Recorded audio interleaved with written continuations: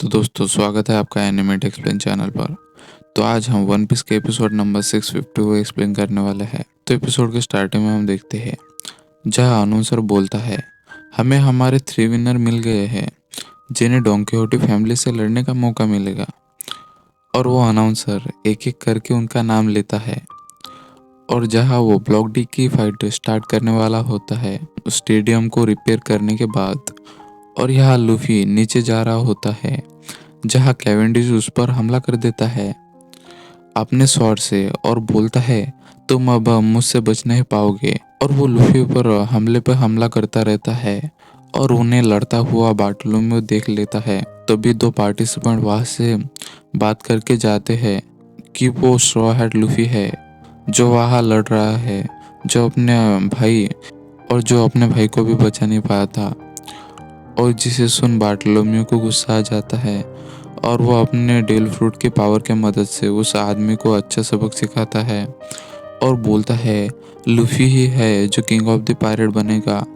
मैंने लॉकडाउन में देखा था जब वो चिल्ला रहा था और थोड़ी देर बाद वहाँ बिजली गिरी थी और जिसने लूफी की जान बचा ली। और उस दिन मैंने मिरेकल देखा और उसी दिन के बाद मैं स्ट्रॉ हैट की कहानियाँ न्यूज़पेपर में पढ़ने लगा और लूफी का फॉलोअर बन गया और समुंदर के अंदर निकल पड़ा। और बार्टोलोमेओ उस आदमी को अच्छा सबक सिखाता है। और यहाँ लूफी और कैवेंडिश अभी भी लड़ रहे होते हैं और उनकी फाइट बार्टोलोमेओ भी देखने लगता है और वो लूफी को लड़ते हुए देख खुश हो जाता है। और तभी चिंजो भी वहाँ आ जाता है और लूफी उन्हें बोलता है, तुम लोग मुझे अकेला छोड़ दो, अब तो मैं जीत गया हूँ। और वो वहाँ लूफी का शुक्रिया अदा करने आया होता है पर लूफी उससे पहले ही वहां से भाग जाता है और बार्टोलोमेओ लड़की की तरह शर्माने लगता है लूफी से मिलने के लिए।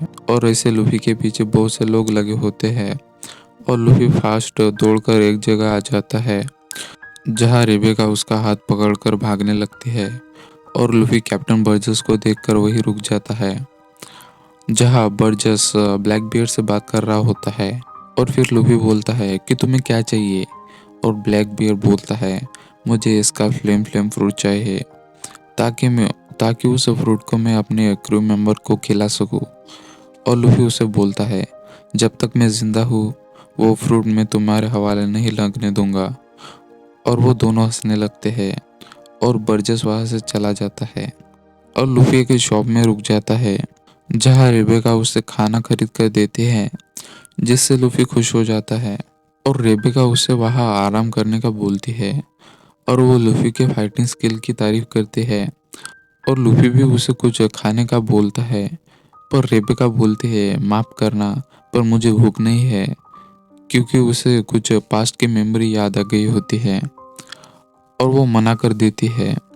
और तभी पीछे से लूफी को कोई पकड़ लेता है और वो रेबेका का दोस्त होता है जो लूफी को उस पर हमला करने का बोलता है और वो भी उस पर हमला करती है पर लूफी उन्हें डॉज कर उसके ऊपर बैठ जाता है।